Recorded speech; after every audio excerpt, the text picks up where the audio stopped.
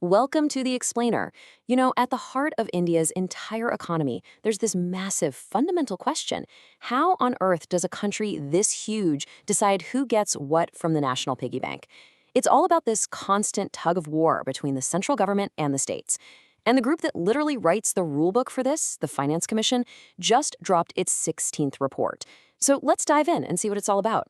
So, this whole thing boils down to a concept called fiscal federalism. And honestly, you can think of it like this. The central government, right, they're busy with the big national stuff. Think defense, foreign policy. Meanwhile, the states are on the ground, running our schools and hospitals. The catch? They both need money from the exact same national pot of taxes. So the billion-dollar question is, who gets to decide how that pot gets split? Well, to stop this from turning into an all-out political brawl every year, the Indian Constitution had a pretty brilliant idea. It created an independent referee, the Finance Commission. Every 5 years, a new one comes in, crunches all the numbers, listens to everyone's arguments, and basically sets the financial rules of the game for the next 5 years. It's probably one of the most powerful economic bodies in the country that you've, well, maybe never even heard of. Okay, so how exactly does this commission go about slicing up that massive financial pie?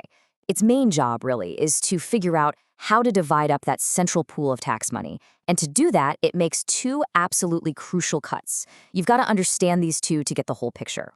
First up, we have what's called a vertical devolution. This is the big one, the first major slice of the pie. It answers the question, what percentage of all the tax money collected goes to the central government, and what percentage goes to all the states, lumped together as one big group? This right here is where the first major debate always kicks off. And you can just imagine the arguments, right? The union government came to the commission and said, hey, our share of the money is getting squeezed. We've got less for really important national stuff, like defense. But then on the other side, you have the state saying, hold on, we need more funds to actually drive development, to build roads and bridges, and to provide services to our growing populations. The commission's job? To somehow weigh these competing and frankly equally valid claims. So what was the verdict? After all that, the commission came back with a number, 41%. They recommended keeping the state's combined share of the tax pool right at 41%. Now, what's important about this is that it's the same level as before, so they opted for stability and predictability instead of rocking the boat. All right, so the states as a group get 41%. Simple enough, right? Well, now comes the really tricky part, horizontal devolution.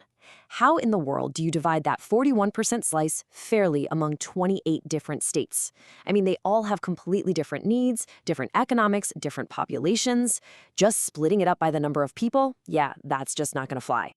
To figure this out, the commission has to perform this incredible balancing act between two competing ideas.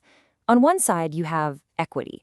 This is all about helping out the states that have lower incomes, to make sure they can still provide basic things like healthcare and education. But on the other side, you've got efficiency. You want to reward the states that are actually managing their finances well and are big contributors to the national economy. It's a real tightrope walk. So how do they do it? Well, they translate these big principles into a very specific formula. You can see from the different criteria here, things like income distance are there to support equity for the poorer states. But then you have something like GDP contribution, which is all about rewarding efficiency and good economic performance. This whole weighted formula is basically the engine that spits out each state's final share of the pie. But wait, the commission's job isn't over just with splitting up the taxes. It also recommends giving out grants to states that might need some extra help. And folks, this is where the 16th Commission has proposed a truly radical, game-changing shift, especially when it comes to one very specific type of grant. We're talking about something called Revenue Deficit Grants, or RDGs. For decades, the system worked like this. If a state's expenses were still higher than its income, even after getting its share of taxes, the central government would just step in with a grant to fill that gap, to cover that deficit. It was basically meant to be a financial safety net. But yeah, there was a pretty big problem. As the commission itself points out in its report, the original hope was that these grants would give states some, breathing room to get their finances in order. But that's not what ended up happening. For some states, these deficits became, well, a permanent feature. They just got used to getting a bailout. And this right here gets to the absolute core of the issue. The commission argues that when a state just expects a grant to cover its shortfall, it has way less incentive to make the tough but necessary decisions. Things like managing subsidies better or getting more efficient at collecting taxes.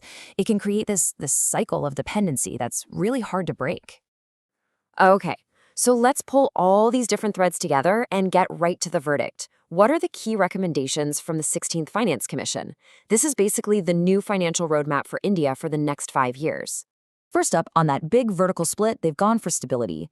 They're recommending that we keep the state's overall share at 41%. This is a big deal because it avoids any major financial shocks to the system for either the center or the states.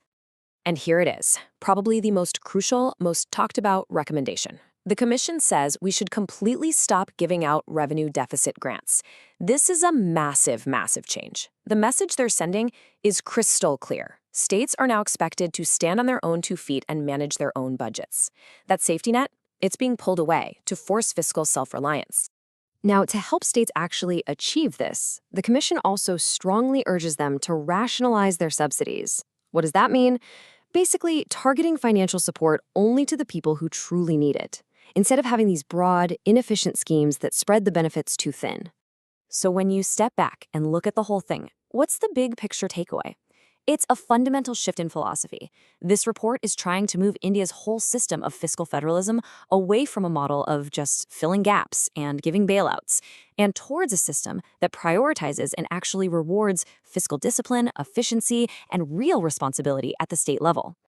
You see, the Commission has essentially thrown down the gauntlet. By putting the responsibility for financial health squarely on the shoulders of the states, it leaves all of us with a really critical question. In the years ahead, who is going to be the main engine of India's economic growth? Will it be a new generation of empowered, fiscally responsible states, or will it remain the central government? The answer to that question is going to shape the nation's future.